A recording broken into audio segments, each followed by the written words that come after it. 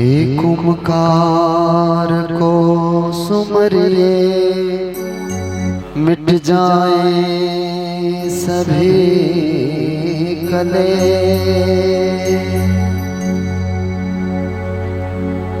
दूजे सुमरिए विघ्न हरन श्री गोरा पुत्र गणे। गणपति संग पूजिए श्री ब्रह्मा विष्णु महेश। गुरु में दासों का दास हूँ, मेरे अंग संग रहो हमें। सरस्वती ईश्वर दीजिए और ईश्वर के साथ ज्ञान। मैं बेसुर ताल हूँ, मैया आप करो कल्याण। वसुदेव सुतम देवम कंस चाणूरमर्दनम देवकी प्रमनंदनम। श्री कृष्ण वंदे जगत गुरु। नारायणं नमस्कृतं नरो नरोत्तमं देवी सरस्वती व्यासो ततो जयमुद्रिये। व्यासो ततो जयमुद्रिये।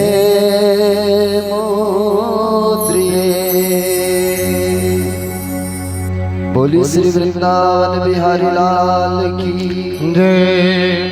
श्री राधे कृष्ण भगवान की जय। आदरणीय नगर निवासियों, आप सभी धर्म प्रेमियों के सहयोग से भगवान की पवित्र पावन ये कथा आज पूर्णता की ओर जा रही है।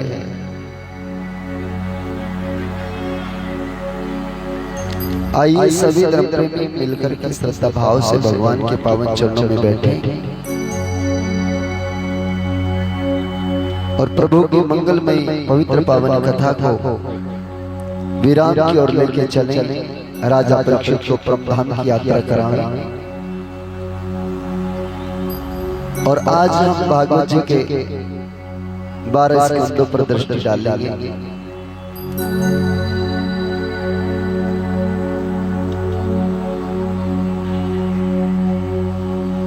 बोली श्री भागवत भगवान की जय।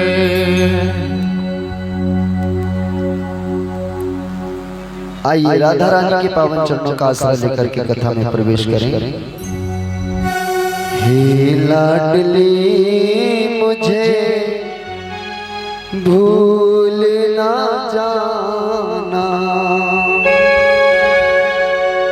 करके दया की दृष्टि जल्दी बुलाना। हे लाडली मुझे भूल न जाना, हे लाडली मुझे भूल न जाना।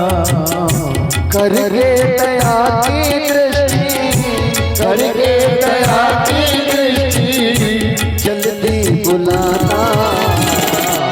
हे लाडली मुझे भूल न जाना,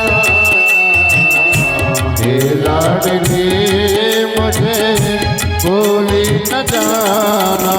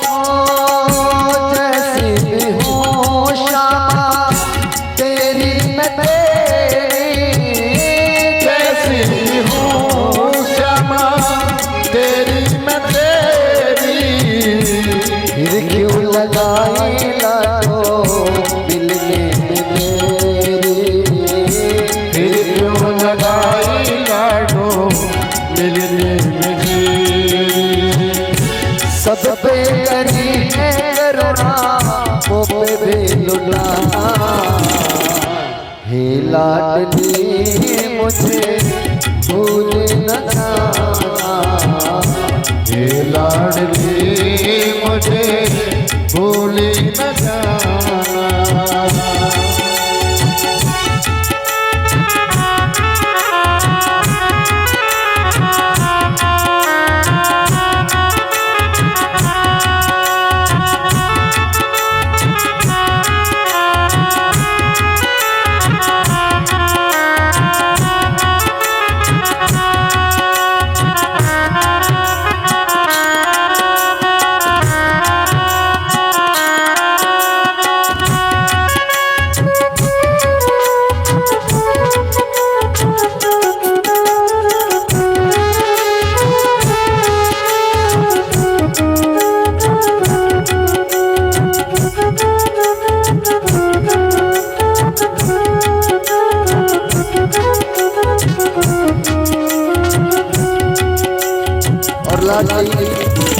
राधा राधा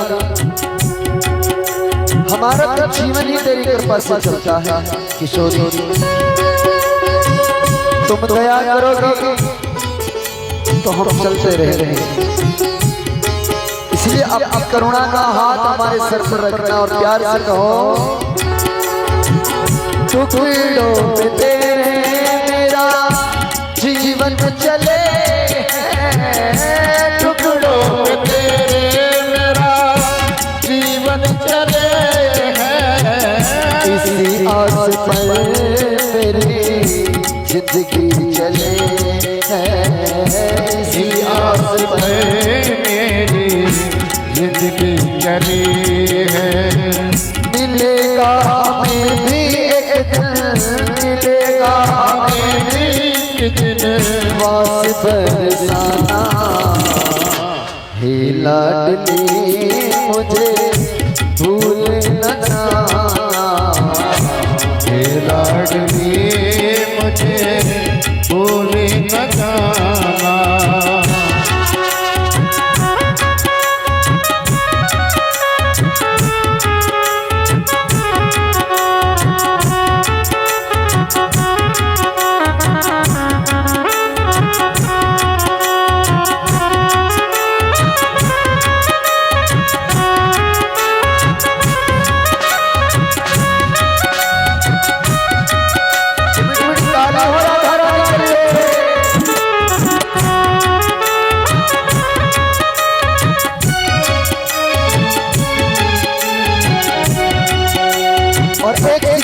कर दो, एक शिकायत कर दो राधा रानी से।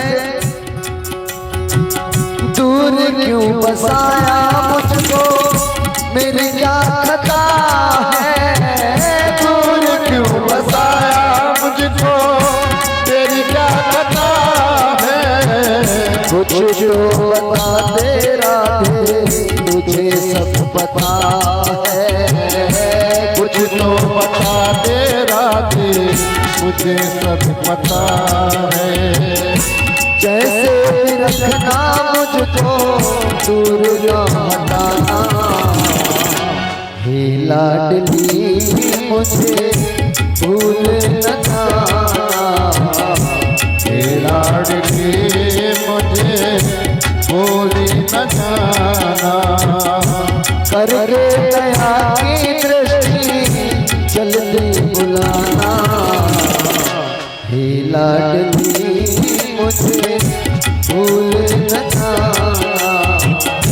हे लाडली मुझे भूल न जाना। हे लाडली मुझे भूल न जाना।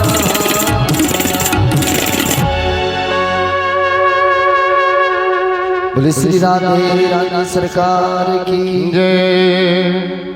श्री भागवत भगवान की जय। ही लाडली मुझे भूलना चाहता, करके दया की दृष्टि जल्दी बुला। श्री राधा रानी भगवान के प्यारे प्यारे भक्तों को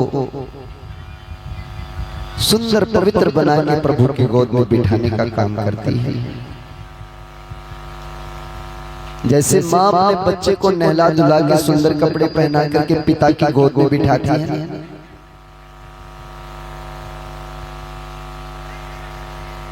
अगर बालक बंडे संडे हो ना तो पिताजी जल्दी से गोद में नहीं बिठाते, लाड दुलार नहीं करते, सुंदर बना के माँ बिठाती है। तो श्री राधा रानी भी यही काम करती है, भक्तों को बहुत सुंदर सजा करके उनकी भक्ति बढ़ा करके और उनको प्रभु की गोद में बिठाती है। ये तेरे अपने, इसलिए दुनिया में श्री धाम वृंदावन में लोग भगवान श्री कृष्ण का जयकारा इतना नहीं लगाते जितना श्री राधा नाम। श्री राधा नाम से सब बाधाएं हटती चली जाती है कि वृंदावन धाम का मर्म न जाने कोई, यहाँ डाल डाल और पात पात पर राधे राधे हो। भक्तों, हमारे जीवन में श्री राधा रानी क्या कृपा बरस जावे तो भगवान के मिलने की देरी नहीं, प्रभु बड़े जल्दी रिझ जाते हैं। पर श्री राधा रानी भगवान की 8 पटरानी एक दिन बैठी बैठी चिंतन करेंगे, ये दुनिया में भगवान की रोटी हम होवे, कपड़े हम धोवे, पूजा पाठ की तैयारी हम करें, भगवान के मकान की साफ सफाई हम करें, भगवान के सारे काम तो करें हम 8 पटरानी, और लोग करे राधे राधे। बोलो वो क्या रोटी बनाती है, क्या भगवान के कपड़े धोती है, या भगवान के आगे भोजन परोसती, करती क्या है, हमारे समझ में ये नहीं आता। एक बार भी कोई सत्यभामा का नाम लेवे, कोई ना लेवे, रुक्मणी का कोई नाम लेवे, कोई ना लेवे। जो भगवान की सेवा में सारी उम्र तत्पर रही, उनका जगत में कोई नाम नहीं ले रहा, और जो मात्र 11 बरस कुछ महीने भगवान के साथ रही, उनका नाम लोग राधे राधे राधे राधे राधे राधे। आखिर ऐसा है क्या? भगवान जी तो मन के भाव को समझ जाते हैं, तुरंत समझ गए। रुक्मणी आदि के मन में कोई शंका पैदा हो गई, मुझे तो मेरी पटरानियों की शंका तो दूर करनी पड़े, क्या करे? भगवान जी ने एक दिन एक रास्ता निकाला। सुबह सुबह का समय पटरानी गई भगवान के पास, प्रभु उठिए, पर भगवान अपना पेट पकड़ करके बार बार रोवे, तड़पे, चिल्लावे। रुक्मणी, सत्यभामा, सारी रानी चारों तरफ से दौड़ के आई, हे महाराज क्या हो गया? भगवान जी कहने लगे, मुझे बड़े जोर का दर्द हो रहा है कि एक दिन कान्हा सुर मचावे, पेट पकड़ चिल्लावे, अरे क्या हो गया है, अरे क्या हो गया है। सुर मचावे, पेट पकड़ चिल्लावे, अरे क्या हो गया है, अरे क्या हो गया है। एक दिन कान्हा सुर मचावे, पेट पकड़ चिल्लावे, अरे क्या हो गया है, अरे क्या हो गया है, अरे क्या हो गया है, अरे क्या हो गया है। अरे बाबा रुक्मणी समझ न पावे, कैसे कष्ट दिखाऊं, अरे क्या हो गया है, अरे क्या हो गया है।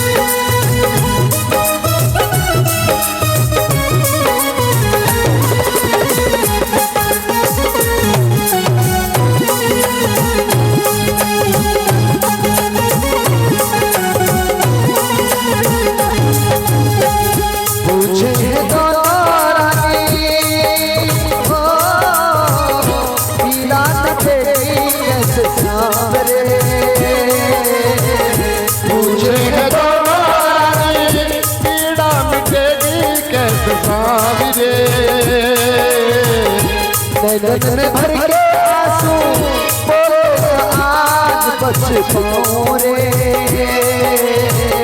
नैनों में भर के आंसू बोले आज बच पाऊं रे।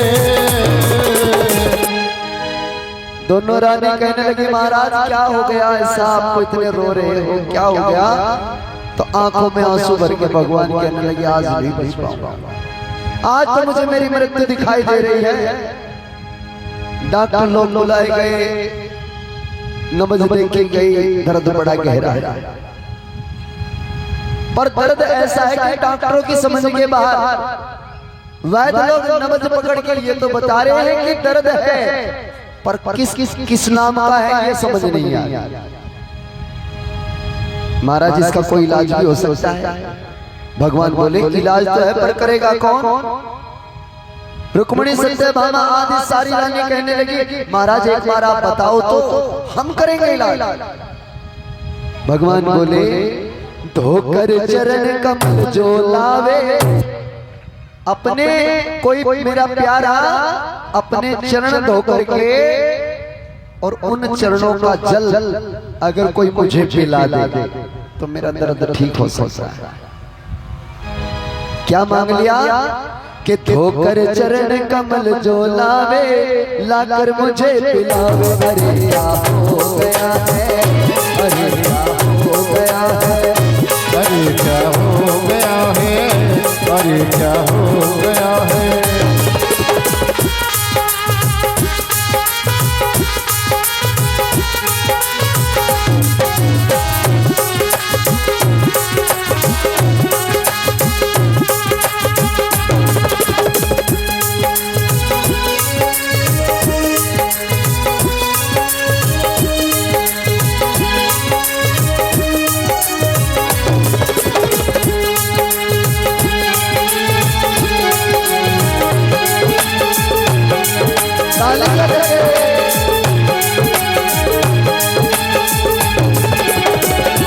लो देवी तुम अपना चरण धो करके मुझे पिला दो, मैं ठीक हो जाऊंगा।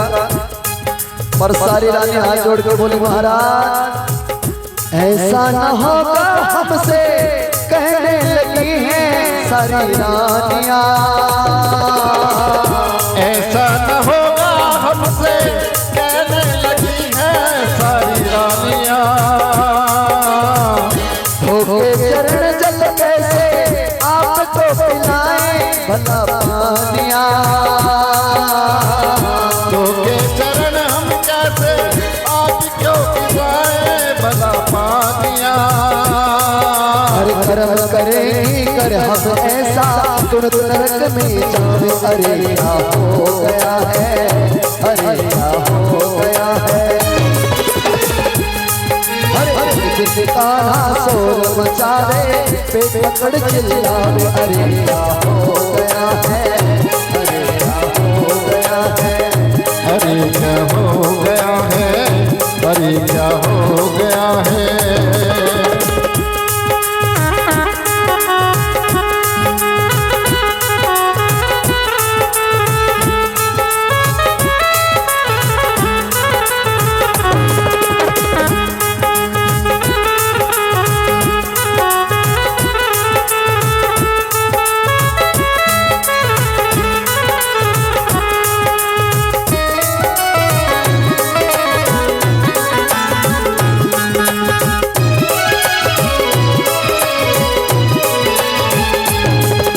भगवान ने दोबारा श्री नारद जी प्रकट हो गए। भगवान की दशा देख करके नारद जी कहने लगे महाराज इसका इलाज कहाँ हो सकता है, कोई तो होगा। भगवान बोले अब संसार में मेरा कौन है जो मेरा दुख दूर करेगा।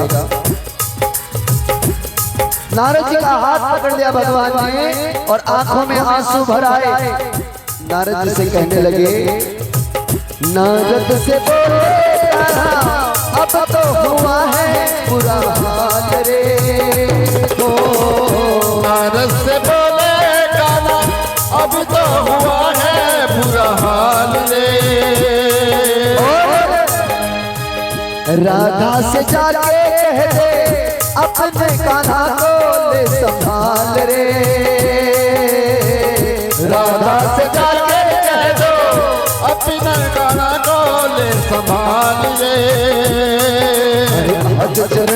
ना मिल पाए मुझसे हम बच पाए। अरे क्या हो गया है, अरे क्या हो गया है, अरे क्या हो गया है, अरे क्या हो गया है।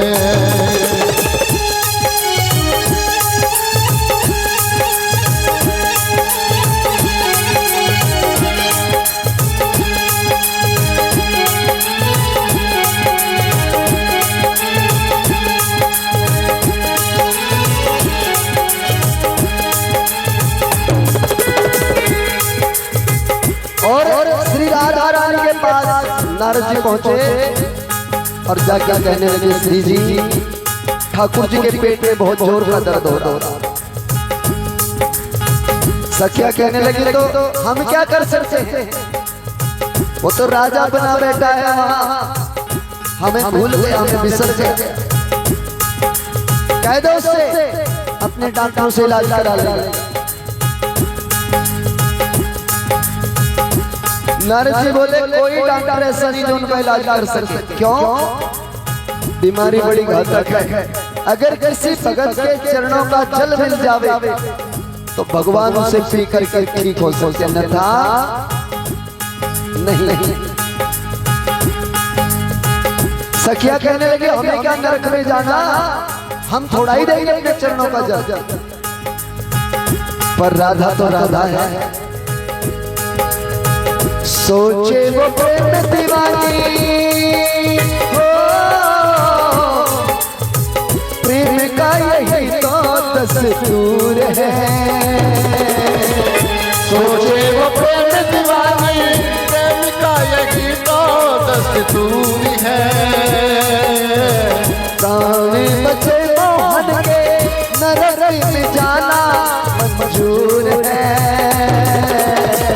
प्राण बचे मोहन के नरक में जाना मंजूर है। झट से अपने चरण धुलाए, चरणामृत पहुँचाए। अरे क्या हो गया है, अरे क्या हो गया है।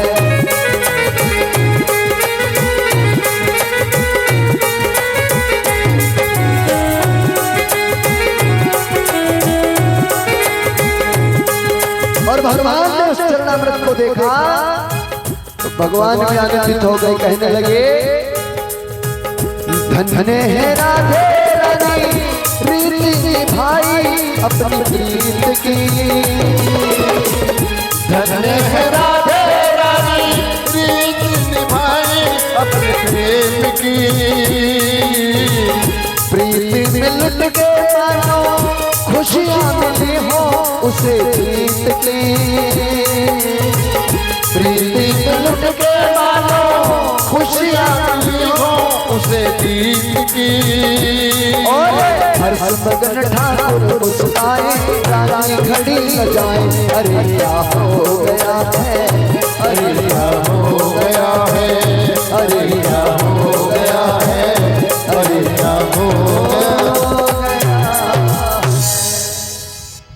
सारी रानी खड़ी खड़ी देखे, हे भगवान ये क्या हो गया। राधा रानी ने कैसे दे दी अपने चरण धो करके, वो नरक में जाने के लिए आपके लिए तैयार हो गए। भगवान कहने लगे, जो मेरे लिए नरक में जाने को भी तैयार हो जावे तो संसार में मैं उसका इतना नाम करता हूँ कि इतना तो मेरा भी नहीं होता। बोलिए भागवत भगवान की। इसलिए संसार में जगह जगह पर श्री राधा नाम सुमरन होता है। श्री राधा राधा रानी की बात भगवान टालते ही नहीं। एक बार राधा रानी अगर आपका पल्ला पकड़ के भगवान के आगे खड़ा कर दे तो आप चाहे कितने बुरे क्यों ना हो, कितने पापी क्यों ना हो, अगर राधा रानी ने पल्ला पकड़ के उठा दे कि ये भी है तो भगवान से हर सबको स्वीकार करेंगे कि आ जाओ तुम मेरे अपने हो। किशोर जी की कृपा। सुखदेव जी महाराज कहते हैं, राजा परीक्षित, ये भगवान की बड़ी निर्मल पावन कथा आप लोगों ने श्रवण की। श्रीमद् भागवत की पवित्र पावन कथा। भागवत जी जीवन को पवित्र करती है। पहला स्कंद भागवत जी का आता है तो उसमें महात्म्य की कथा चलती है। 19 अध्यायों का ये पहला अध्याय भागवत जी में सुखदेव जी महाराज राजा परीक्षित को सुनाते हैं, जिसमें नारद जी का प्रसंग आता है, गोकर्ण आदि का प्रसंग आता है। भक्ति रो रही है बेचारी, भक्ति का दुख दूर करने के लिए भगवान की पावन कथा चलती है। द्वितीय स्कंद में राजा परीक्षित को ज्ञान देने के लिए गुरु महाराज बैठते हैं, जो योग साधना, ब्रह्म सम्मान, अवतारों का वर्णन, प्रकृति का सृष्टि व सर्जन, विराट पुरुष भगवान के दर्शन कराते हैं। और इसमें 10 अध्याय दूसरे स्कंद में भागवत जी में आते हैं। तृतीय स्कंद बहुत सुंदर आता है, जिसमें विदुर जी का संवाद आता है, मैत्रेय ऋषि के साथ समागम हुआ और महाराज कर्दम ऋषि का चरित्र, मनु शतरूपा का चरित्र, हिरण्याक्ष की मृत्यु, महाराज मुनि पत्नियों का वर्णन, कपिल देव भगवान का अवतार इसमें आता है। इसमें 33 अध्यायों का वर्णन सुखदेव जी महाराज राजा परीक्षित को करते हैं। इसी प्रकार चतुर्थ स्कंद में 31 अध्याय है, जिसमें नर नारायण भगवान की कथा आती है और मनु कन्याओं का वर्णन आता है, मनु के पुत्रों का वर्णन आता है, जिनमें ध्रुव की बड़ी पवित्र पावन कथा, राजा पृथु की कथा, प्राचीन बही और पुरंजन आदि उपाख्यानों के द्वारा नारद जी अनेक सारे उपदेश संसार में देते हैं। पंचम स्कंद में 26 अध्याय आते हैं, जिनमें प्रियव्रत की कथा आती है, जिनके नाभि से भरत और ऋषभदेव जी का चरित्र और नरकों का वर्णन भी इसी पंचम स्कंद में सुखदेव जी महाराज करते हैं। बोलिए भागवत भगवान की।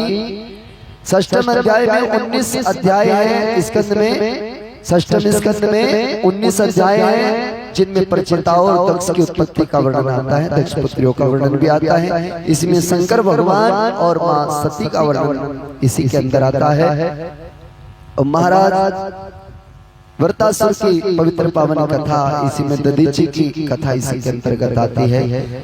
और सप्तम स्कंद ये बड़ा भक्ति में स्कंद होता है, इसमें 15 अध्याय है, जिसमें हिरण्यकश्यप और हिरण्याक्ष का जन्म की कथा आती है और प्रहलाद भगत का चरित्र इस पवित्र पावन स्कंद में प्रदान किया जाता है। और अष्टम स्कंद, इसमें 24 अध्यायों का वर्णन किया गया है, मनवंतरों की कथा आती है, गजेंद्र मोक्ष की कथा और विभिन्न अवतार, भगवान के कर्म अवतार, मत्स्य अवतार, वामन अवतार, ये राजा बलि की कथा, धन्वंतरी अवतार, ये सब इसी में आते हैं। देवासुर संग्राम, यही अष्टम स्कंद में पवित्र पावन कथा सुखदेव जी महाराज सुनाते हैं। और नवम स्कंद में सूर्य वंश का वर्णन, जिसमें भगवान श्री राम का जन्म हुआ, और चंद्र वंश का वर्णन, जिसमें भगवान श्री कृष्ण का जन्म हुआ। इसमें 24 अध्यायों में ये चंद्र वंश और सूर्य वंश की कथा आती है। 10वां स्कंद सबसे बड़ा, 10वां स्कंद सबसे बड़ा है। इसके 2 पार्ट बनाए, एक पूर्वार्ध, एक उत्तरार्ध।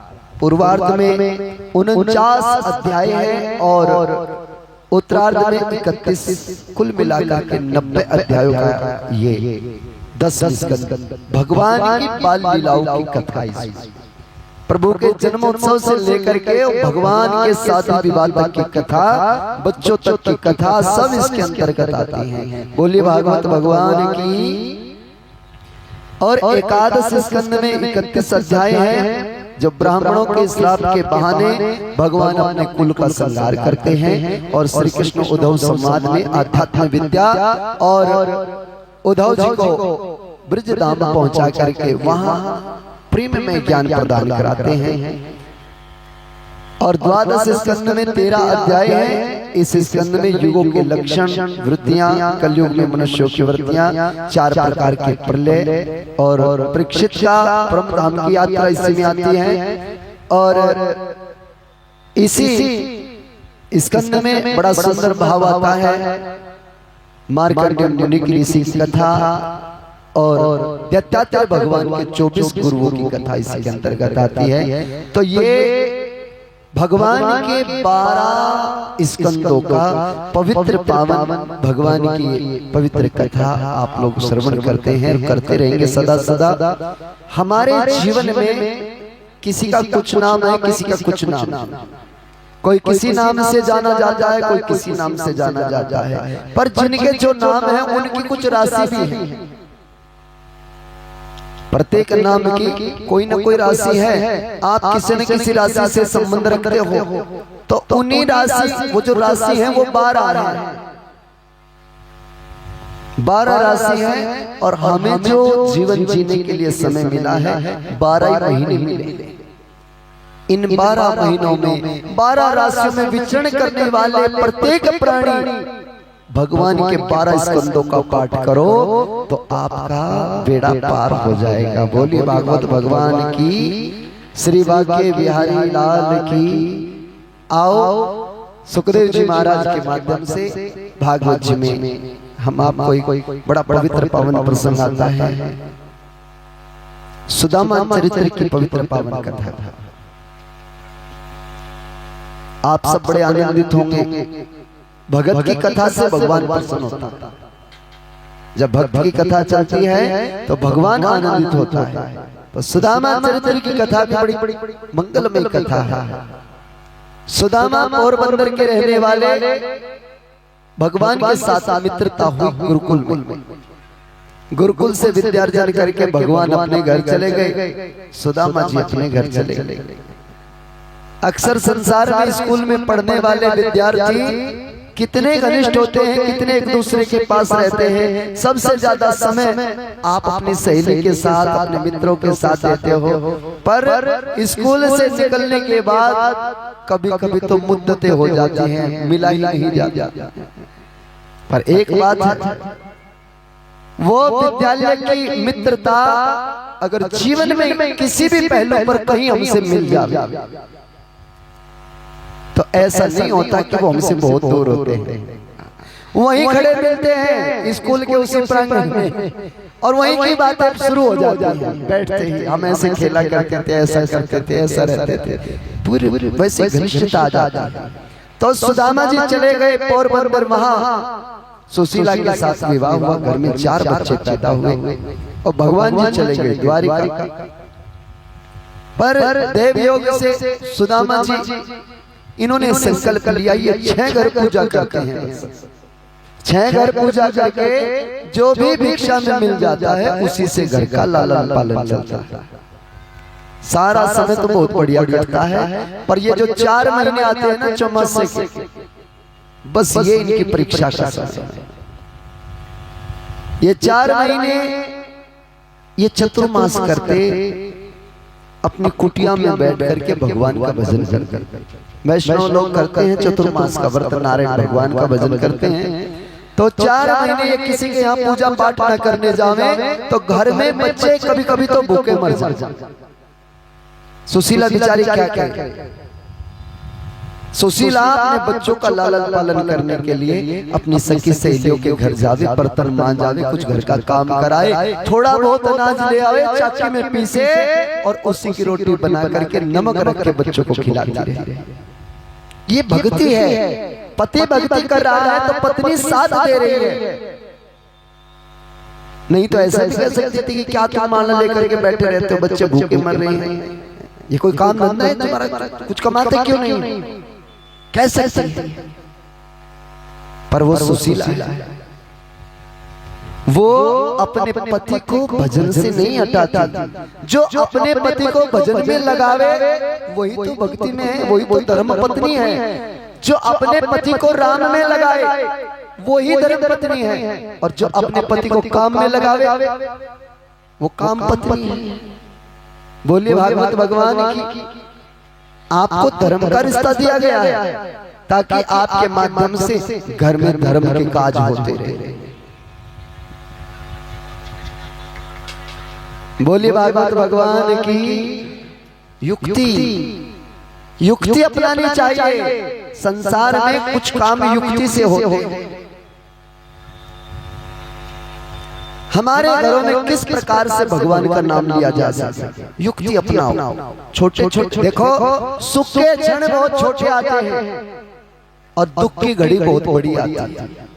आप छोटे छोटे सुख के क्षणों को भक्ति में बनाओ। घर में हंसने का मौका मिले ना तो खूब हंसा करो।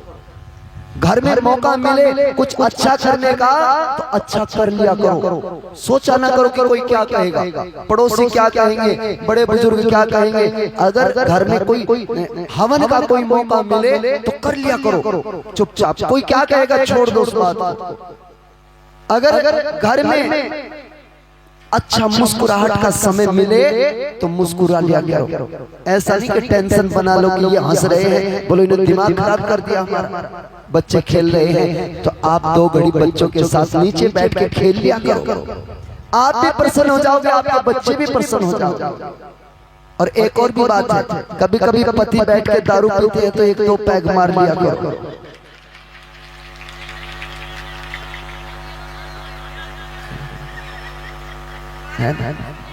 बोली भागवत भगवान की। मैं उनको नहीं आपको समझा रहा।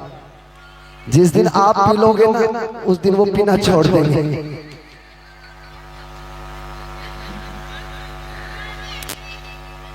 बोली भागवत भगवान की। मुल्ला नसरुद्दीन एक रोज बियर बार में बैठ करके दारू पी रहा। रोज जाता दारू पी, रोज दारू पीने जाता। तो एक दिन उसकी पत्नी जिद पर आ गई, मैं भी चलूंगी। कहाँ जाता है तू, रोज नशे में टल्ली हो गया था। चली गई बुर्का पहन करके और जाके बैठ गई बियर बार। मुल्ला जी ने बोतल मंगाई और लगे पैग मारने। तो एक पैग मुल्ला जी ने भरा, पत्नी ने भी एक पैग डाल दिया। मुल्ला जी कह रहे भगवान रुक जा, क्या कर रही है, ठहर जा,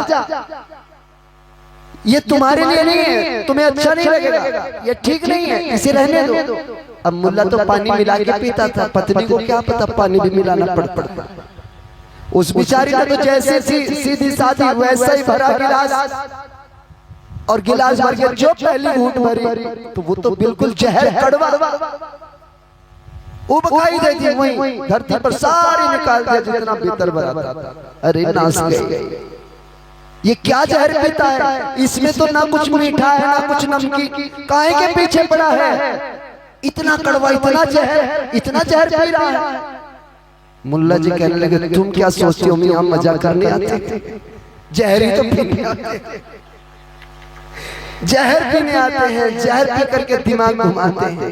दुनिया बहुत अपनी देखो, नशे की लत इतनी बुरी है संसार में। लोग नशा करते क्यों हैं, मैंने इस पर बहुत रिसर्च किया है। लोग नशा इसीलिए करते हैं ताकि दिमाग स्थिर हो जाए, ताकि दिमाग सुन हो जावे, बुद्धि काम ना करे, बस इसके लिए नशा करते। क्यों? क्योंकि पूरा दिन भाग दौड़, ये कर लो वो कर लो। इससे बचने के लिए थोड़ा समय शांत रहने की कोशिश करते हैं। पर मेरा निवेदन है कि अगर इस नशे को छोड़ करके आधा घंटा ध्यान कर लेंगे ना, तो जितना नशा हजारों रुपए की दारू में होता है, इतना नशा मात्र आधे घंटे के ध्यान में मिलता है, मात्र आधे घंटे के ध्यान। हमें अपने परिवार को सुंदर बनाना है, अच्छा बनाना है। एक और मैं आपको टिप्स देके जा रहा हूं, शायद आप किसी के काम आ जावे। अगर आपके घर में आपका पति, आपका भाई, आपका बेटा दारू नहीं छोड़ पा रहा है, तो 1 साल के लिए एक संकल्प इस्तेमाल करके देखें और फिर मुझे बताना जरूर रिजल्ट क्या मिलेगा। संकल्प क्या है? अपने घर में रोज गीता जी का पाठ करो। 700 श्लोक है गीता में, 100 श्लोक रोज पाठ करो। गंगा जल पास में रखो और वही गंगा जल चलते रहना चाहिए जब तक आप पाठ कर रहे हैं श्लोकों का। गंगा जल चलते रहे, आप श्लोकों का पाठ करते रहो, वही जल दारू पीने वाले व्यक्ति को पिला दो। नित्य करो, अगले दिन दूसरे 100 श्लोक, उससे अगले दिन तीसरे, 7 दिन में गीता पूरी हो जाएगी। फिर शुरू कर दो 365 दिन लगातार गीता का पिलाया हुआ जल अगर आपने नियमित रूप से उस दारू पीने वाले व्यक्ति को पिला दिया तो 1 साल के भीतर भीतर आपकी दारू समाप्त हो जाएगी। बोलिए भागवत भगवान की। क्योंकि इंसान मदिरा तभी पीता है जब उसके अंदर तमोगुण बढ़ा होता है। आप उसके अंदर सतोगुण बढ़ा दो तो वो दारू पी ही नहीं सकता। बोलिए भागवत भगवान की, बाके बिहारी लाल की। हम बुराई में, पाप में, दुष्टता में तभी उतरते हैं जब हमारे भीतर सतोगुण कम होता है। अगर हमारे भीतर सतोगुण बढ़ा हुआ है तो हम किसी का पाप नहीं कर सकते, किसी की बुराई नहीं कर सकते, किसी को दुख नहीं दे सकते। सतोगुणी व्यक्ति सदा सबको सुख देता चलेगा, उसके अंदर आपको कोई बुराई नजर नहीं आएगी। इसलिए सतोगुण बढ़ाओ अपने घर में। जब आपके घर में सतोगुण बढ़ेगा तो आपके घर का वातावरण खुद ब खुद ही चेंज हो जाएगा। बोलिए भागवत भगवान की। तो सुशीला के घर में सतोगुण बढ़ा हुआ है, सुशीला के घर में सतोगुण बढ़ा हुआ है। गरीबी है, दुख है, पर न बच्चे कहते न पत्नी कहते कि हमें दुख है। बच्चे भी राजी हैं, जिस हाल में आप रखो उसी में राजी। पत्नी भी राजी है, जैसे परमात्मा ने रखा हम राजी हैं। सुखी होने का मतलब धन धान्य का होना नहीं, सुखी होने का मतलब है जहाँ पूरा परिवार संतुष्ट है आपस में, वो घर सुखी होता है। जहाँ आपस में विचार मिले हुए हैं वो घर सुखी होता है। जहाँ बच्चे पति पत्नी एक साथ बैठ करके अपने घर की योजना बना करके अपने घर को पवित्र करते हैं, उस घर में स्वर्ग हुआ करता है। बोलिए भागवत भगवान की। तो पैसे से कोई सुखी नहीं होता। मुझे याद है यही मुजफ्फरनगर के क्षेत्र में ही, शायद वो उत्तराखंड में पड़ता है गांव, एक हरजोली जट गांव पड़ता है, नजदीकी है ये, गुरुकुल नारसन के आसपास ही कहीं। हरजोली जट गांव में एक कश्यप परिवार में मेरा प्रोग्राम कराया कथा का।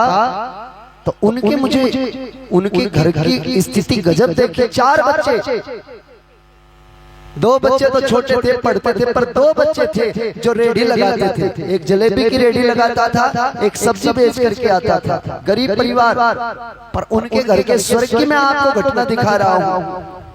दोनों बच्चे सब्जी बेच करके अपनी रेडी का काम करके आते तो जितना पैसा कमा के लाते, ला करके घर पिता को देते। लो पिता, आज की आमदनी इतनी है।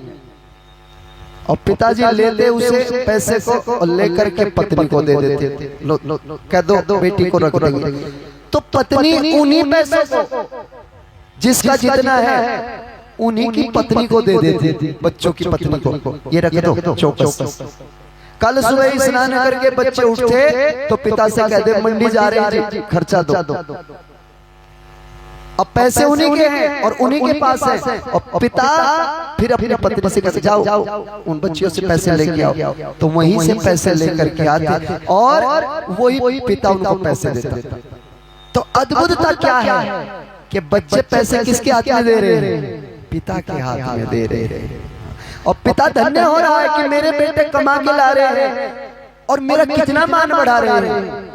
पैसे उन्हीं के हैं, उन्हीं के घर में रहेंगे, पर एक सामान्य एक परिवार छोटा सा, पर घर में सुख कितना कि न बाप बेटे में लड़ाई, न भाइयों में लड़ाई, न पति पत्नी में लड़ाई, न सास ससुर में लड़ाई, कितने प्रेम से रह रहे हैं। ये भगत के घर में हो सकता है और किसी के घर में नहीं मिलता। बोलिए भागवत भगवान की।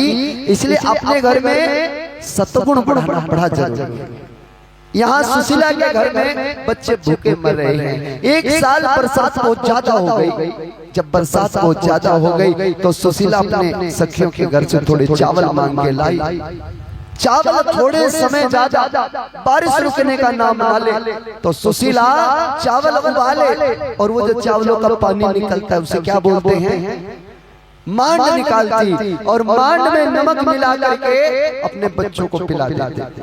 फिर उन्हीं चावलों को सुखावे शाम तक और उनको फिर उबाले, फिर मांड निकाले, बच्चों को पिला। पूरे दिन में 2 बार मांड पिलावे, 1 बार चावल खिलावे। समय बीतता गया, 2 दिन बीत गए, 4 दिन बीत गए। एक दिन वो चावल भी समाप्त होने लगे तो सुशीला अपने बच्चों को लोरी दे, उनको कहे बेटा तुम सो जाओ, जब तक तुम जगोगे ना तुम्हारे पापा कहीं ना कहीं से तुम्हारे पिताजी जरूर प्रसाद लेकर के आएंगे। भगवान कुछ न कुछ व्यवस्था करेंगे। भूखे बच्चे महाराज रो रहे हैं, तड़प रहे हैं। महाराज दोनों बच्चे रोवे, छोटे बच्चे, बड़े बच्चे तो पानी पी करके बेचारे सो गए, पर जो सबसे छोटा बालक था आंख मूंद करके माँ का पल्लू पकड़ करके और आंख बंद करके कहने लगा, रे मैया अब तो मैं सो भी गया, अब तो रोटी दे।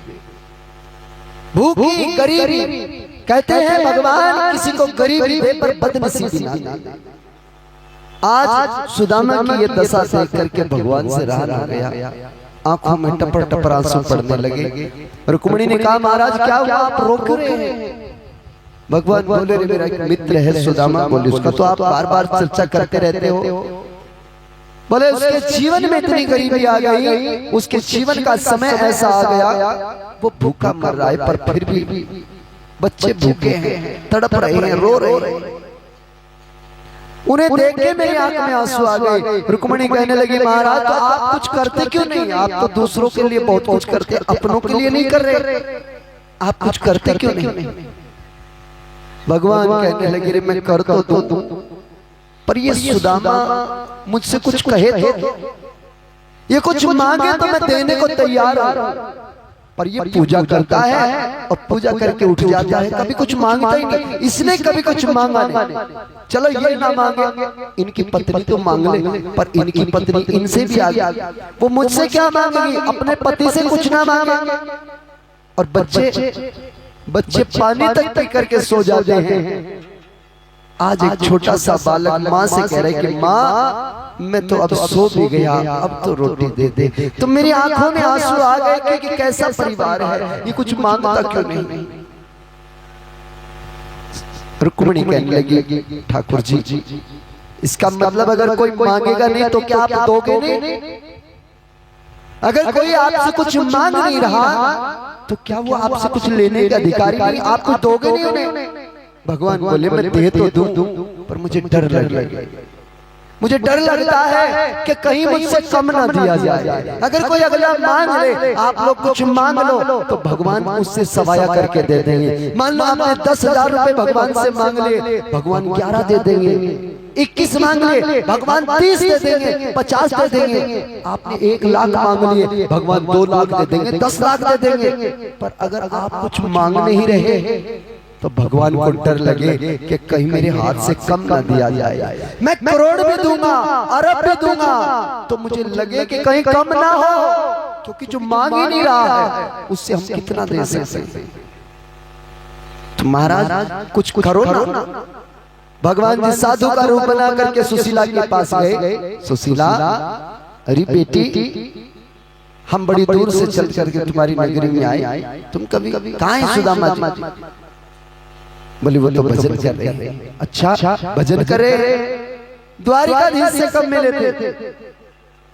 सुशीला ने कहा, महाराज हमारा क्या रिश्ता द्वारिकाधीश भगवान से? बोले क्यों नहीं, तुम्हारे पति के घनिष्ठ मित्र हैं, बचपन के मित्र हैं, तुम्हें जाना चाहिए उनके पास, वो तुम्हारे कब से इंतजार कर रहे हैं। सुशीला आज पहली बार सुदामा जी से पूछती, महाराज मुझे नहीं पता था आप मुझसे कुछ छिपा भी सकते हैं। सुदामा ने कहा, मैंने तुमसे क्या छिपाया देवी, मैंने तो कुछ नहीं छिपाया, मेरा तो पर्दा साफ है। क्यों महाराज, कैसे कहते हो छिपाया नहीं? अरे तुम द्वारिकाधीश भगवान के मित्र हो, आपने ये तक नहीं मुझे बताया। सुदामा हंसने लगे, रे बाहुली, गरीब का कौन मित्र होता है? गरीब का कोई मित्र नहीं होता ना महाराज। मेरा आपसे निवेदन है, आप एक बार, बस एक बार द्वारिका भगवान के पास पहुंचो, द्वारिकाधीश से मिलने के लिए जाओ। सुदामा कहने लगे, मैं चला तो जाऊं, पर सुशीला वो छोटा है, मैं बड़ा, और जब मित्र के पास जाता है तो खाली हाथ नहीं जाता, मेरे पास कुछ होना चाहिए बच्चों को देने के लिए। मैं गरीब आदमी लेके जाऊंगा क्या? सुशीला ने कहा, इसकी चिंता तुम मत करो, तुम जल्दी तैयार हो जाओ। सुदामा जी तैयार होने लगे और सुशीला घर घर जाकर के थोड़े थोड़े चावल के दाने मांग के लाई। पूरी नगरी से 3 मुट्ठी चावल लेकर के सुशीला आई और आके पोटली बांध के भगवान के लिए सुदामा के पल्ले में रख। सुदामा जी बोले ये क्या है? बोले जाओ और जाकर के मेरे देवर से कहना कि तुम्हारी गरीब भाभी की ये सच्ची सी भेंट है, इसे स्वीकार करें। सुदामा जी लेकर के उस पोटली को चल दिए, चले जा रहे हैं पैदल के रास्ते, पैरों में छाले पड़ गए और सुदामा जी पुकारते जा रहे हैं भगवान को।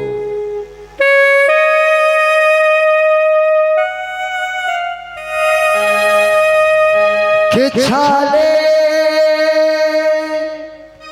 हो छाले पैरों में पड़े छाले, पास अपने तू बुला ले, मेरे यार मुरली वाले घनश्याम मुरली वाले, मेरे यार मुरली वाले घनश्याम मुरली वाले। छाले हो छाले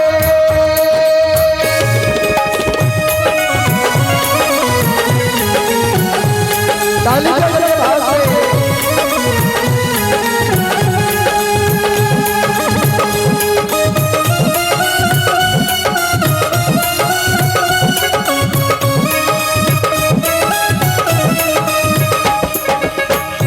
ये सुना है सारे जग का मेरे श्याम तू सहारा, ये सुना है सारे जग का मेरे श्याम तू सहारा। जिसका है तू सहारा जीवन में वो सहारा, जिसका है तू सहारा जीवन में वो सहारा। अरे हर ले कष्ट तो मेरे मन का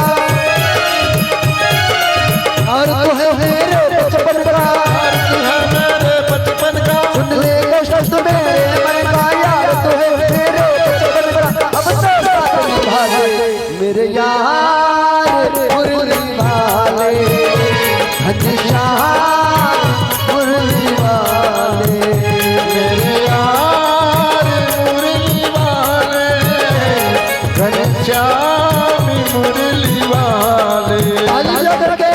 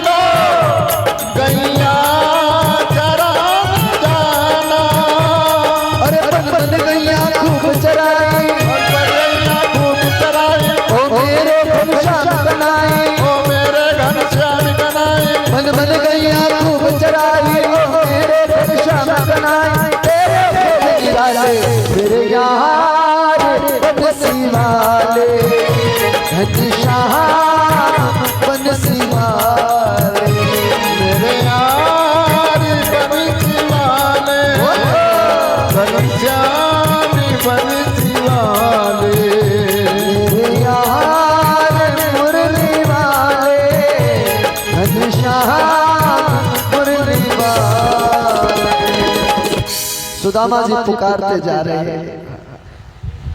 और कुछ भगत तो ऐसे होते हैं कि रास्ते में कुछ प्याऊ लगाते हैं और सुदामा के चलते चलते यहाँ तो ठंडा पिलाया जा रहा है। बोली भागवत भगवान की, श्री राधे रानी सरकार की। आइए ये बढ़िया सा ठंडा पीते पीते चलिए द्वारिका की ओर बढ़े। सुदामा चल रहे बेचारे, पांव में छाले पड़ गए। पीछे से भगवान जी बैलगाड़ी लेकर के आए। आवाज लगे, रे बाबा, अरे कहाँ जा रहे हो, हट जाओ हट जाओ। सुदामा जी ने हाथ किया, अरे भाई मुझे बिठा लो, कहाँ से आए हो, कहाँ जा रहे हो। भगवान बैलगाड़ी बनाए लेकर के चल रहे हैं और रोक के अपनी बैलगाड़ी सुदामा को बिठाया। बैठो महाराज, कहाँ जाओगे, द्वारिका जा। अरे अरे बैठो बैठो, मुझे भी उधर ही जाना। उधर कहीं रिश्तेदारी में जा रही? बोले नहीं, द्वारिका के पास में मेरी नगरी है, मेरा गांव है, मैं वहां जा रहा। तो आए कहाँ से हो? बोले महाराज हमारी नई नई शादी हुई, हम अपनी धर्म पत्नी को उनके मायके छोड़ करके आ रहे। अच्छा अच्छा अच्छा, बैठ करके चल दिए। तो सुदामा जी श्री कृष्ण श्री कृष्ण श्री कृष्ण करके चले और चलते चलते शाम हो गई। शाम हुई तो जंगल में कहीं ठहरने का रास्ता मिले, एक सुनसान सा मंदिर, दोनों वहां ठहर गए। दोनों ठहर गए, नदिया में स्नान किया, स्नान करके बैठ गए। जो पोटली में भगत लेकर के भगवान लेके आए थे, उन्होंने सुदामा जी के साथ, महाराज कुछ खा पी लो। सुदामा जी बोले, क्या खाऊं भैया, तुम ले। बोले नहीं नहीं, अरे मेरी पत्नी ने दिया बना करके कि रास्ते में भूख लगे खा ले, तुम क्यों चिंता करते हो, खाओ।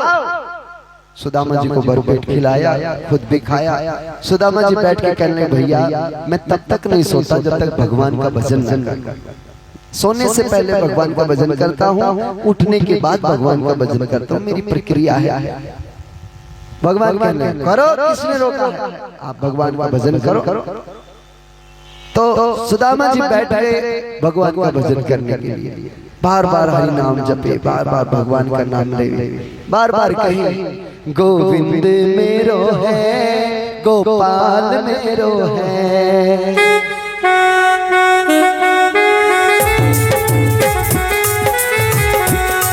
गोविंद मेरो है, गोपाल मेरो है। बोलो गोविंद मेरो है, गोपाल मेरो है। वो तो आके बिहारी नंदलाल मेरो है। वो तो बाके बिहारी नंदलाल मेरो है। अरे गोविंद मेरो है, गोपाल मेरो है। हाँ गोविंद मेरो है, गोपाल मेरो है। वो तो आके बिहारी नंदलाल मेरो है। वो तो बाके बिहारी नंदलाल मेरो है। अरे गोविंद मेरो है, गोपाल मेरो है। गोविंद मेरो है, गोपाल मेरो है।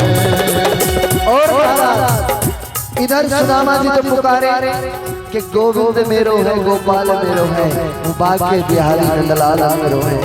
और उधर भगवान जी मंदिर के दूसरे कोने में बैठे, वो भी गाने लगे।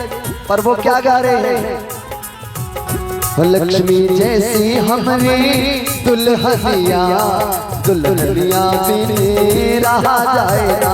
लक्ष्मी जैसी हमारी दुल्हनिया, दुल्हनिया बिन रहा जाए ना। दुल्हनिया बिन रहा जाए ना, दुल्हनिया बिन रहा जाए ना। दुल्हनिया बिन रहा जाए ना, दुल्हनिया बिन रहा जाए ना। लक्ष्मी जैसी हमारी दुल्हनिया, दुल्हनिया बिन रहा जाए ना।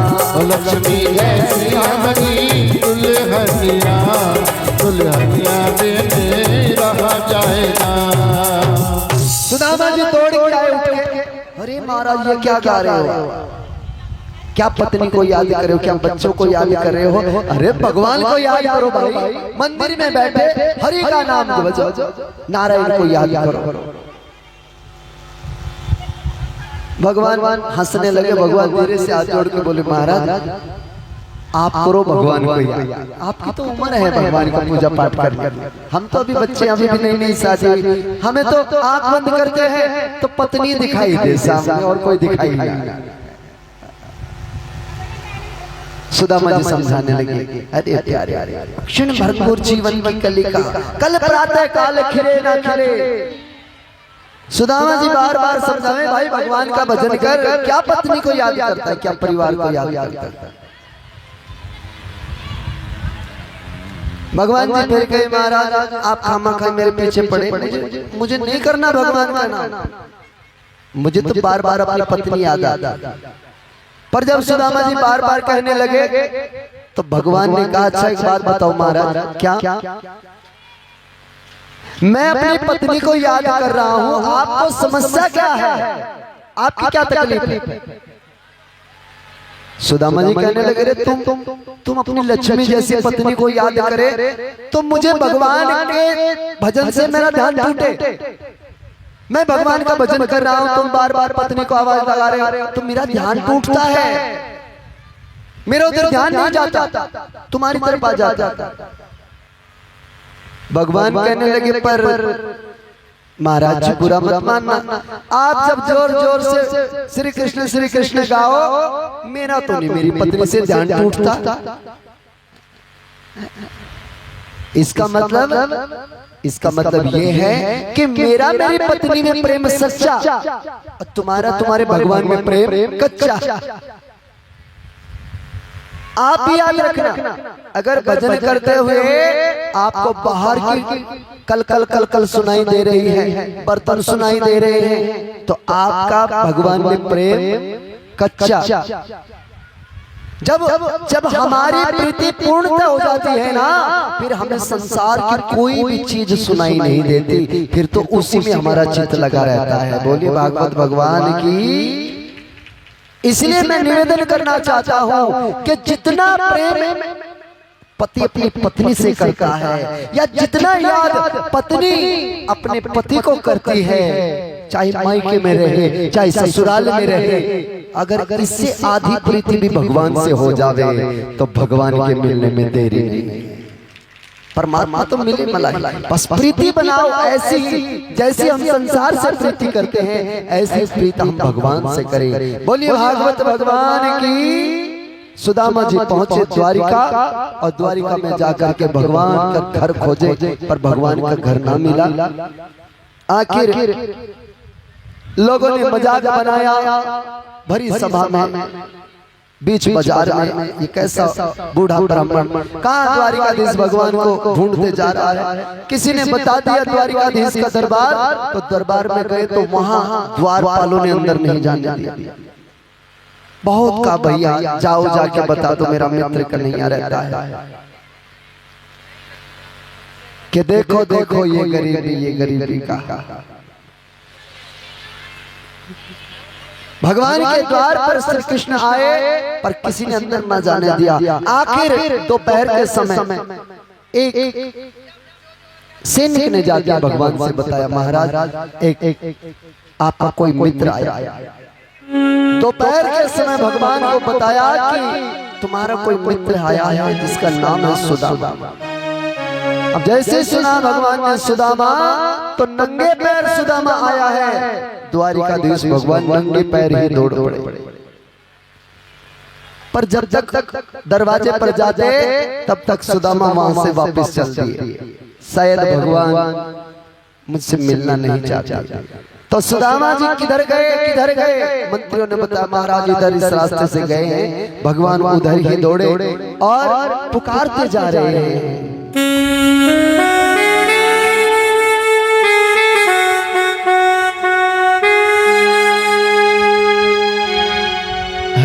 मेरे दोस्त लौट के आजा, बिन तेरे जिंदगी अधूरी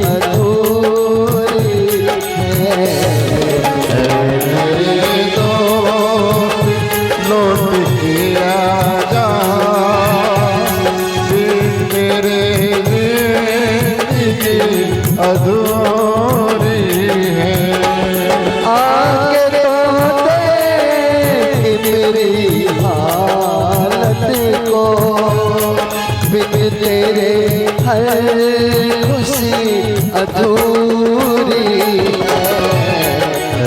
मेरे दोस्त लौट के आजा। ताली जगरे भाव से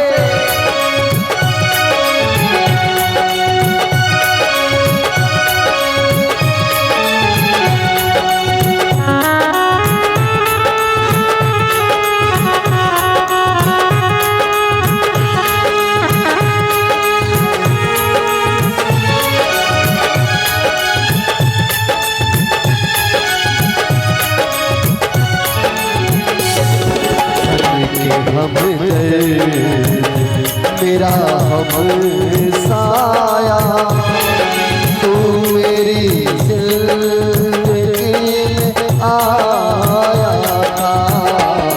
बन के हम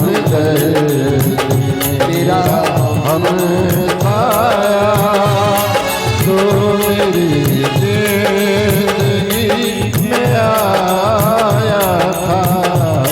प्यार अपना से किया जाता तूने, लोग कहते थे तू पराया था।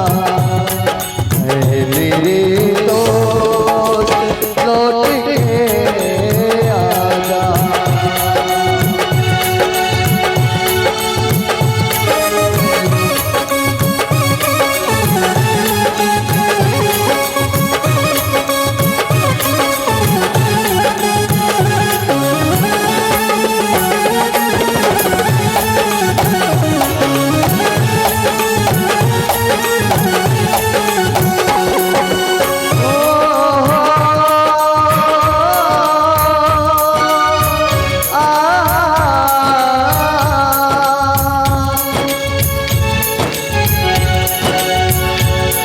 वो बचपन की यादें भुला दी क्या तूने, वो बचपन का जीवन क्या भूल चुका है। वो लड़ना झगड़ना वो रूठना मनाना, तुझे क्या जमाना वो यादें नहीं है। तुझे क्या जमाना वो याद नहीं है। कहता था कन्हैया कन्हैया पुकारा करेंगे, लताओं में ब्रिज की गुजारा करेंगे। कहीं तो मिलेगा वो बाके निहारे, उन्हीं के चरण चित लगाया करें, उन्हीं के चरण चित लगाया करेंगे, उन्हीं के चरण चित लगाया करेंगे। मेरे दोस्त लौट के आजा, दिल तेरे जिंदगी अधूरी है। मेरे दोस्त लौट के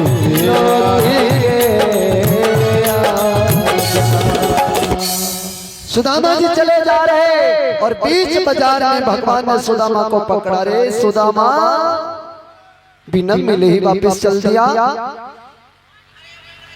सुदामा जी पलट के देखा, भगवान को तोड़ के कलेजे से लगा लिया, चिपक गए कलेजे से भगवान के। और भगवान कहने लगे, रे तू मुझसे बिना मिले ही वापस चल दिया।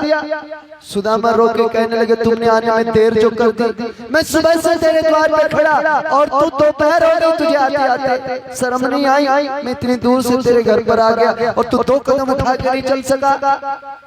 ठाकुर जी आंख के आंसू पोंछ के कहने लगे, रे मित्र असल में देर तो तूने की है आने की। मैं कब से राजा बना बैठा और तू मुझे बधाई देने के लिए इतने दिनों के बाद आया। चल घर। और लेकर के ऊंचे सिंहासन पे बिठा करके सुदामा को राजमहल में लाए और ला करके रुक्मिणी आदि को पुकारा, जल्दी से पानी लेके आओ, सुदामा के चरण दो, उनके महात्मा के चरण पखारो। ऊंची अपने सोने के सिंहासन पर सुदामा को बिठाया और जो भगवान सुदामा के चरण धोने लगे तो पानी को तो हाथ भी ना लगाया। इतने रोए कि आंसुओं से सुदामा के चरण धोए प्रभु ने। देख सुदामा की दीन दशा, करुणा करके करुणा निधि रोए और पानी परात को हाथ दियो ना, नैनन के जल से पग धोए। आंखों के पानी से सुदामा के चरण पखारे और महाराज सुंदर स्नान कराया, अच्छे वैभवशाली वस्त्र पहनाए, लेकर के भगवान सुदामा को भोजन करने के लिए बैठे। पर सुदामा को याद आया बच्चे भूखे, तो हाथ जोड़ के खड़े हो गए, मित्र बुरा मत मानना, मेरा व्रत चल रहा है, मैं खा नहीं सकता। भगवान सोचने लगे बैलगाड़ी में बैठा था तब तो खा लिया था, और आज यहाँ व्रत। रुक्मिणी की ओर देखा, रुक्मिणी ने कहा महाराज आप तो कहते थे कि रास्ते में सुदामा को रोटी खिला के आओ, ये तो व्रत कह रहा है।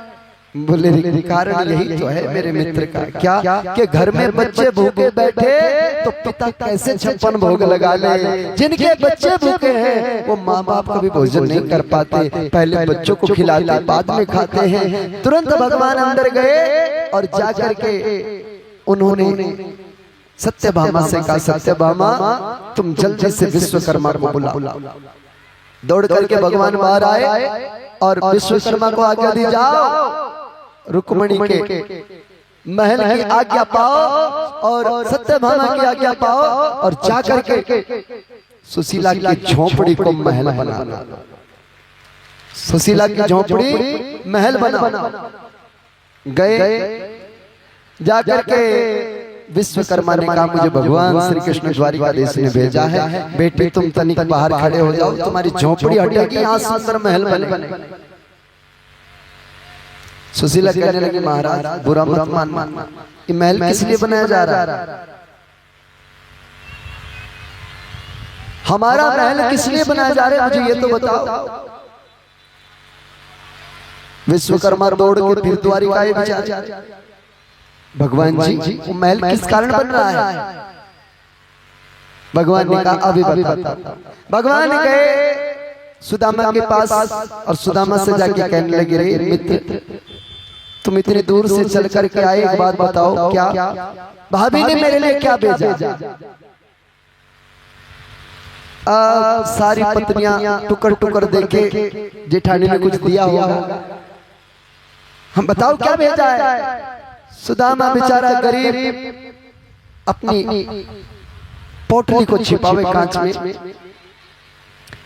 पर भगवान ने भी जबरदस्ती सुदामा को पकड़ा और वो पोटली छीन ली जबरदस्ती। सुदामा ने आंखें कड़ी की और सुदामा ने मन ही मन कन्हैया को गाली दी, अरे काले कन्हैया गरीब की पोटली जमाने के सामने नहीं खोला करते। पर भगवान भी अद्भुत है, भगवान कहते हैं मैं जिसकी पोटली खोलता हूँ ना पूरे संसार के बीच में खोलता हूँ, अकेले में नहीं खोलता। पोटली खोली और पोटली खोलते ही जो सुदामा जी की पोटली में चावल के दाने मिले तो सामने सुशीला की आंख के आंसू पड़े। सुशीला के आंख के आंसू भगवान को हिला गए, परमात्मा की आंखों में आंसू आ गए सुशीला के आंसू देख करके, क्योंकि सुशीला कह रही है परमात्मा हे मेरे द्वारिकाधीश भगवान, इस संसार महाराज सुशीला भगवान से प्रार्थना करती है, प्रभु हे कन्हैया हे दीन बंधु तुम जगत का उद्धार करते हो, जगत का सहारा बनते हो, तेरे द्वार पर जो भी आया वो कभी खाली नहीं गया। आज मैंने भी थोड़ी सी अरदास आपके चरणों में लगाई है, कन्हैया मेरी अरदास स्वीकार कर लेना, मेरी अरदास स्वीकार कर लेना, और जो मैंने भेंट भेजी है मेरे कन्हैया उसे स्वीकार कर लेना। भगवान ने अरदास स्वीकार की और पहली मुट्ठी चावल की भरी, पहले मुट्ठी चावल की भरी और जैसे ही भगवान खाना शुरू करते हैं तो एक मुट्ठी चावल के बदले में एक लोक की संपदा सुदामा के हिस्से में डाल देते हैं। आप लोग भी भगवान को भोग लगाते हो, पूरे समर्पण भाव से लगाओ ताकि भगवान आपका प्रसाद पावे, क्योंकि भगवान जब देते हैं ना तो ढेरों के ढेर देते हैं। परमात्मा के देने में कमी नहीं आती, भगवान जब देते हैं तो ढेरों के ढेर देते हैं। पर याद रखना, अगर कहीं वो लेने पे आ जावे तो चमड़ी भी उधेड़ लेते हैं। बोलिए भागवत भगवान की, बाकी बिहारी लाल की। सुशीला भगवान को याद करे, पहली मुट्ठी भरी एक लोक की संपदा दे दी, दूसरी मुट्ठी भरी दो लोक की संपदा सुदामा के हिस्से में डाल दी। जब तीसरी मुट्ठी भरने लगे तो देवता थर थर कांपे मां लक्ष्मी के आगे और मां रुक्मिणी से कहने लगे, मैया इन्हें संभालो, सब कुछ सुदामा को दे दोगे तो हम कहाँ रहेंगे, ये और जगत वाले कहाँ रहेंगे। तो रुक्मिणी ने दौड़ के भगवान का हाथ पकड़ लिया, महाराज सारा प्रसाद आप ही खाओगे, कुछ हमारे लिए नहीं रखोगे। तो रुक्मिणी ने वो प्रसाद दिया। आइए आप सभी के पास, जिनके पास भी 3 मुट्ठी चावल की कोई लेकर के आया हो सुदामा को देने के लिए, भगवान के श्री चरणों में समर्पित कीजिएगा। बोलिए श्री भागवत भगवान की। और रुक्मिणी के भाव, सत्यभामा के भाव बड़े पवित्र, और उधर सुशीला के पास विश्वकर्मा पहुंचे। देवी तुमने जो चावल भेजे उन चावलों के बदले में तेरी झोपड़ी को महल बनाना। सुशीला ने कहा, महाराज वो चावल मेरे नहीं थे, मेरा तो भाव था, पर चावल तो मेरी नगरी के थे, मेरे नहीं थे। पर भगवान ने कहा, रे विश्वकर्मा पूरी नगरी को ऐसा बना दो जैसा मेरा द्वारिका नगरी है। बोलिए भागवत भगवान की, श्री बांके बिहारी लाल की।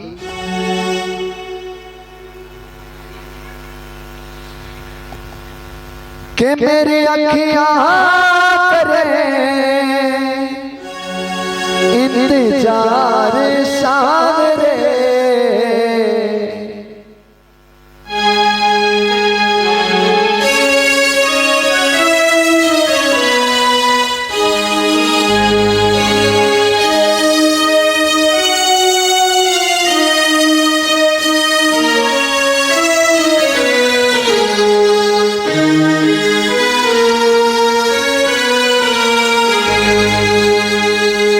जैसे सुशीला भगवान को बुला रही है, आइए हम भी भगवान को बुलाएं और श्रद्धा भाव से सभी कहें,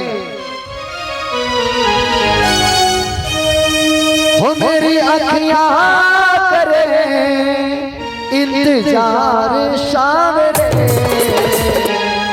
पलकों का घर तैयार सावरे, पलकों का घर तैयार सावरे, पलकों का घर तैयार सावरे, मेरी पलकों का घर तैयार सावरे, मेरी अखियां करे इंतजार सावरे, मेरी अखियां करे इंतजार सावरे, पलकों का घर तैयार सावरे, पलकों का घर तैयार सावरे।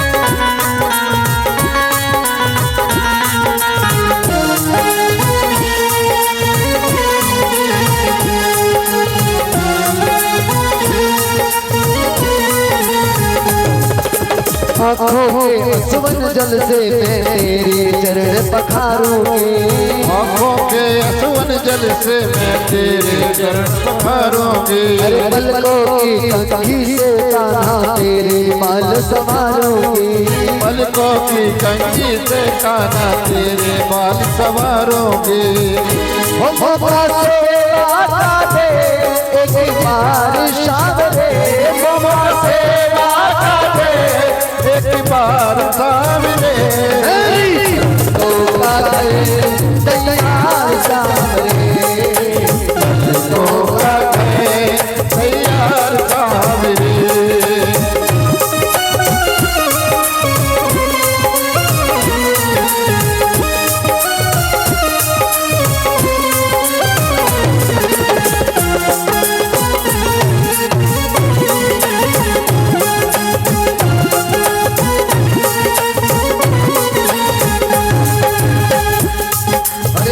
मुरली के दरवाजों पर पलकों का है पहरा, के दरवाजों पर पलकों का है पहरा। अरे प्रेम है ये इश्क़ हमारा सागर से भी गहरा,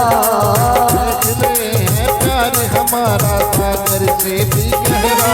हम तेरे हुए तलबगार सावरे, हम तेरे हुए तलबगार सावरे, पलकों का है तैयार सावरे, पलकों का है तैयार सावरे, पलकों का है तैयार सावरे। महाराज सुदामा जी भगवान के पास 8 दिन रहे, दूध पिया पर रोटी नहीं खाई। 8 दिन के बाद भगवान जी जब चलने लगे तब भगवान ने कुछ नहीं दिया, न द्रव्य दक्षिणा दे, न कुछ फल आभूषण दिए, कुछ नहीं, खाली विदा करने के लिए चलो मित्र तुम चल रहे हो तो ठीक है। सुदामा सोचने लगे पत्नी कहेगी कि मित्र के पास गए क्या लेके आए, चलो ये राजशाही वस्त्र हैं, रास्ते में इन्हें बेच करके कुछ फल फ्रूट ले जाओ, कह दूंगा पत्नी से कि मित्र नहीं मिला।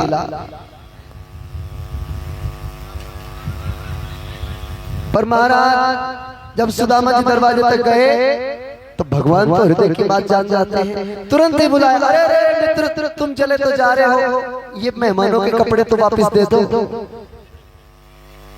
इन्हें तो दे दो वापस, अपने वाले प्रेस कर रखिए। वही फटी सी धोती वही गमछा दे दिया। और सुदामा जी सोचे कि मित्र के पास आया भी रहा भी पर दिया तो कुछ भी नहीं। घूमते घूमते फिर चले, वही रूप लेकर के बैलगाड़ी में बैठ के भगवान फिर आए, बैलगाड़ी में लेके चले। भगवान करे मित्र तुम आज फिर मिल गए, बोले महाराज वादा पूरा हो गया ना, पत्नी को लेने जाना है, वापिस जा रहा। फिर आ गए और द्वारिका के चल करके पोरबंदर से पहले 10 किलोमीटर दूर पर सुदामा को उतार दिया बैलगाड़ी से। अब सुदामा जी बेचारे चले आए तो रास्ते रास्ते आ रहे हैं, रास्ता वही है, पर जैसे ही पोरबंदर में प्रवेश किया तो दिखाई दिए ऊंचे ऊंचे महल बने हुए, ऊंची ऊंची कोठी बनी हुई।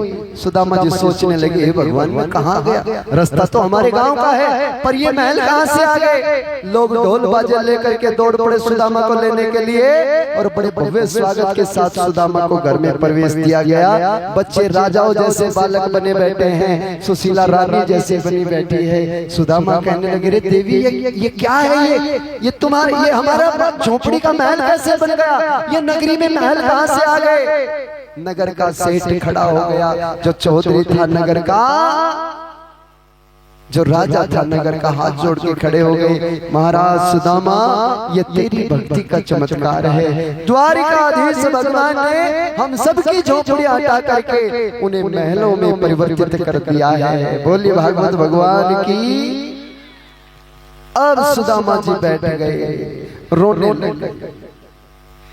सुशीला ने कहा क्या हुआ प्रभु, बोले मैं न जाने क्या क्या कहता आया अपने मित्र से कि तुमने मेरी लाज ना रखी, तुमने मुझे कुछ ना दिया, मैं पता नहीं क्या क्या न जाने क्या क्या कहता चला आया, पर मुझे नहीं पता था कि उसने इतना कुछ कर दिया और मुझे पता भी नहीं दिया। सुदामा जी रोने लगे, तड़पने लगे। जब सुदामा जी का रुदन सुना तो द्वारिकाधीश भगवान वहीं प्रकट हो गए। बोले श्री कृष्ण भगवान की। भगवान जी को देख देख के सुदामा जी कलेजे से लग गए, मित्र इतना दिया सरकार ने, इतनी तो मेरी औकात न थी, इतना दिया सरकार ने, इतनी तो मेरी औकात न थी, ये तो तेरी कृपा है कन्हैया, वरना मुझ में तो कोई बात न थी, तुमने बहुत दिया। पर प्यारे इससे काम नहीं चलेगा। भगवान ने कहा तो क्या चाहिए और बता। सुदामा कहने लगे कि देना है तो दीजिए जन्म जन्म का साथ, मेरे सर पे रख दे कान्हा अपने ये दोनों हाथ, अरे देना है तो, अरे देना है तो दीजिए जन्म जन्म का साथ देना है तो, जन्म जन्म का साथ। मेरे सर पे रख दो बाबा, मेरे सर पे रख दो बाबा, अपने ये दोनों हाथ देना है तो दीजिए जन्म जन्म का साथ। अरे देना है तो दीजिए जन्म जन्म का साथ। देना है तो दीजिए जन्म जन्म का साथ। और यहाँ सुखदेव जी महाराज सुदामा चरित्र को पूर्ण करते हैं। आइए भगवान की पावन कथा को विराम की ओर लेकर के चले। प्रभु की वो पवित्र पावन कथा जो सुखदेव जी महाराज राजा परीक्षित को सुना रहे हैं। सूत जी महाराज जी कहते हैं, हे ऋषियों, 7वें दिन वो समय आया, वो घड़ी आई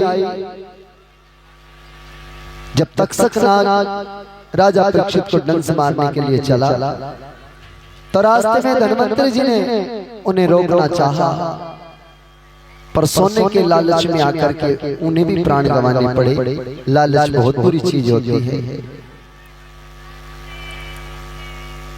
राजा परीक्षित गुरुदेव के पावन चरणों में बैठे और जैसा ज्ञान गुरु ने दिया, उस ज्ञान को पाकर के परम धाम की यात्रा पर निकलते हैं। आत्म रूप से इस शरीर से निकलना यह सबसे बड़ा योग है। अगर कोई अपने शरीर से मुक्त होना सीख ले तो सतगुरु महाराज कहते हैं जीवन का यह सबसे बड़ा योग। बंधन ही यही है, इस तन का बंधन सबसे बड़ा बंधन, और तन का बंधन मोह के कारण होता है। इसलिए सुखदेव जी महाराज ने राजा परीक्षित के मोह को समाप्त करके मृत्यु से पहले ही शरीर से निकल करके भगवान के उस रथ में बैठ करके परम धाम की यात्रा पर पहुंचाया। बोलिए भागवत भगवान की। राजा परीक्षित अपनी परम धाम की यात्रा पर चले और गुरु महाराज अपनी तपस्या की यात्रा पर और किसी को पवित्र करने के लिए निकल पड़े। यही जीवन है, सच्चा ज्ञान देना और ज्ञान दे करके आगे निकल चलना। कहते हैं जो पानी बहता रहता है वो कभी मैला नहीं होता, और जो संत चलता रहता है वो कभी अपवित्र नहीं होता। इसलिए जीवन में चलायमान रहिए, चलते रहिए। आप लोग ना एक काम करते हो, आप सिर्फ सलाह देते हो लोगों को, साथ नहीं देते। साथ देना सबसे बड़ा जरूरी है। एक छोटी सी कथा और उसके बाद मैं अपनी वाणी को विराम दूंगा। एक चिड़िया समुद्र से चोंच भर पानी निकाले और बाहर फेंक के आ गया। तो उसकी पड़ोस की चिड़िया ने कहा क्या कर रही है? बोले या समुद्र ने मेरे बच्चों को डुबो दिया, मैं इस समुद्र को खाली कर रही हूं, इस समुद्र को खाली कर रही हूं। उस चिड़िया ने कहा तेरी चोंच में 2 बूंद तो आती नहीं, तू कर देगी खाली इतना बड़ा समुद्र, तू करेगी खाली इसे। चिड़िया ने जो बात कही ना वो बड़े काम की थी। उस चिड़िया ने कहा तू सलाह ना दे, साथ दे, सलामत दे कि मैं इसे खाली करूं या ना करूं, तू मेरे साथ लग जा, मेरा साथ दे, और फिर देखते हैं जब 2 साथ हो जाएंगे। तो चिड़िया के साथ दूसरी चिड़िया लगी, फिर कोई तीसरा पक्षी आया, उन्होंने कहा तुम निकाल दोगे? समुद्र इतना बड़ा है, इसे ऐसे नहीं निकाला जा सकता। चिड़ियाएं कहने लगी तुम ना अपनी सलाह छोड़ो, सिर्फ साथ दो। देखते देखते पूरा पक्षी वर्ग समुद्र से पानी भरे और बाहर निकाल के आवे, पानी भरे और बाहर निकाल के आवे। आखिरकार जब दूर दूर से पक्षी आने लगे और सब सहयोग देने लगे, सब साथ देकर के चलने लगे, तो महाराज समुद्र घबराने लगा। पर घटना तो तब घटी जब भगवान श्री हरि नारायण के वाहन गरुड़ ने कहा हे प्रभु मुझे 1 महीने की छुट्टी चाहिए। भगवान ने कहा तुम क्या करोगे, 1 महीना कहाँ जाओगे? बोले महाराज मेरा पक्षी वर्ग, मेरा समाज, मेरा समुदाय समुद्र को खाली कर रहा है, तो मुझे भी चलना चाहिए और मुझे भी जाकर के उनका साथ देना चाहिए। भगवान ने कहा रे पक्षीराज, तुम लोग अगर मिलके इस प्रकार से समुद्र को खाली करोगे तो मेरी तो सृष्टि बिगड़ जाएगी। समुद्र मेरी सृष्टि का एक हिस्सा है, अगर तुम जाओगे तो सब गड़बड़ हो जाएगा। तुम ना जाओ और पक्षियों को लगे रहने दो, तुम रहने दो, तुम यहीं ठहर जाओ। पर गरुड़ ने कहा प्रभु सलाह ना दो, साथ दो। आप सलाह ना दो, सिर्फ साथ दो। और जब भगवान श्री हरि नारायण गरुड़ पर बैठ करके आए तो समुद्र ने समझ लिया कि अब मेरा जीवन समाप्त होने वाला है। तुरंत बाहर निकल करके आए, हाथ जोड़े, हे प्रभु मुझे क्षमा कर दीजिए और मैंने जिस चिड़िया के बच्चों को मारा था मैं उन्हें वापस दे रहा हूँ। बोलिए भागवत भगवान की। तो आपकी ये भगवान की पावन कथा जो आज इस विराम दिवस के पास पहुंची है और आप सबके साथ से पहुंची है, किसी एक के साथ से नहीं, सलाह से नहीं, ये साथ से काम चला है। आप सबने मिलकर के साथ दिया तो ये कथा आज विराम की ओर चली है। इसलिए मेरा आपसे प्रार्थना है, निवेदन है, कोई भी धर्म कर्म का कार्य अपने धर्म के लिए, देखो अपना अपना कार्य तो सब करते हैं, पर जो धर्मनिष्ठ कार्य होता है उसमें कृपा करके सलाह ना देना, साथ दे देना, आपके कार्य पूर्ण होंगे। बोलिए श्री भाग्य बिहारी लाल की। और देखो भक्तों, मैं तो इतना ही कहूंगा बस, मिलन आज तक था हमारा तुम्हारा, मिलन आज तक था हमारा तुम्हारा, रही जिंदगी तो मिले दोबारा, रही जिंदगी तो मिलेंगे दोबारा, मिलन आज तक था हमारा तुम्हारा, मिलन आज तक था हमारा तुम्हारा।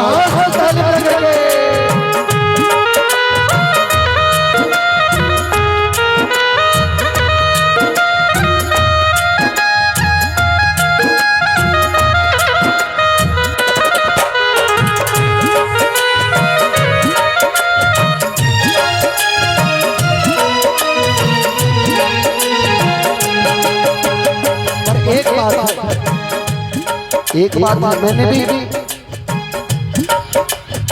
17 साल हो गए मुझे कथा करते करते, 18वां साल चला है ये 2025। पर जैसी प्यारी संगत यहाँ मुजफ्फरनगर में मिली, इतनी प्यारी संगत नहीं मिली आज।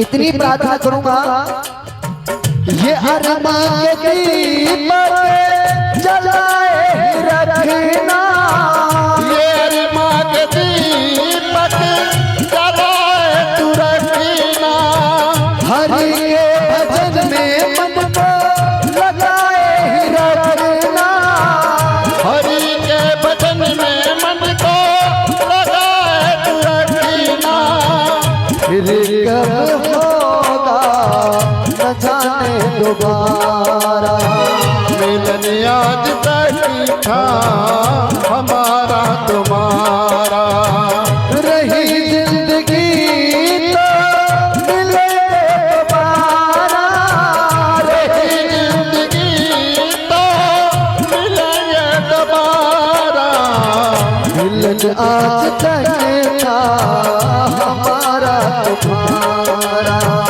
मिलन आज तक था हमारा तुम्हारा।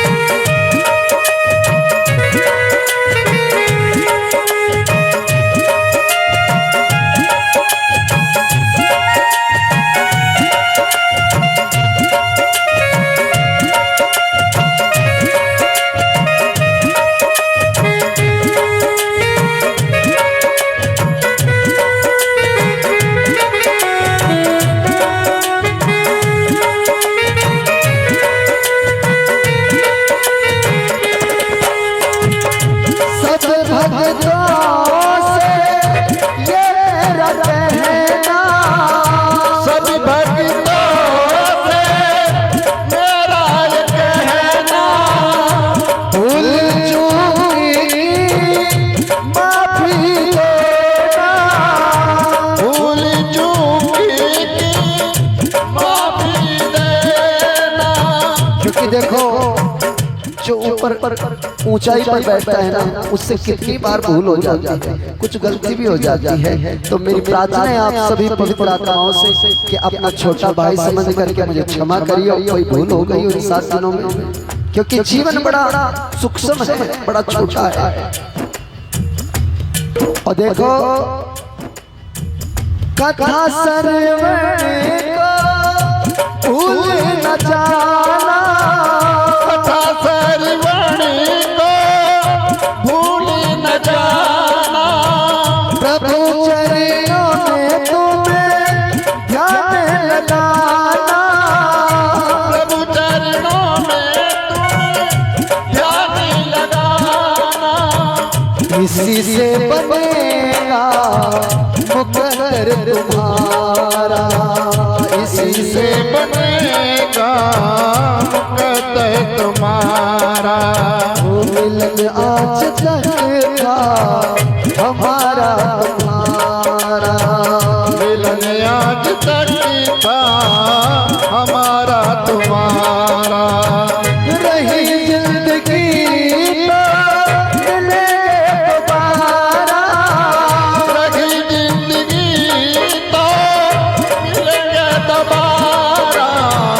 मिलन आज तक का हमारा तुम्हारा, मिलन आज तक का हमारा तुम्हारा। बोलिए श्री भागवत भगवान की, श्री बांके बिहारी लाल की। सेवा धर्म सबसे बड़ा होता है। मेरी प्रार्थना है आप सभी से कि अपने जीवन में सेवा बढ़ कर के करो, भजन बढ़ कर के करो। इस जमाने से हम ना धन दौलत लेके जाएंगे, न कोई मान बढ़ाई लेके जाएंगे। इस संसार से की हुई सेवा और किया हुआ भजन यही हमारे साथ जाएगा। तो इसे अपने जीवन में अपना लो और आओ भगवान की इस पावन कथा को यही विराम देते हैं।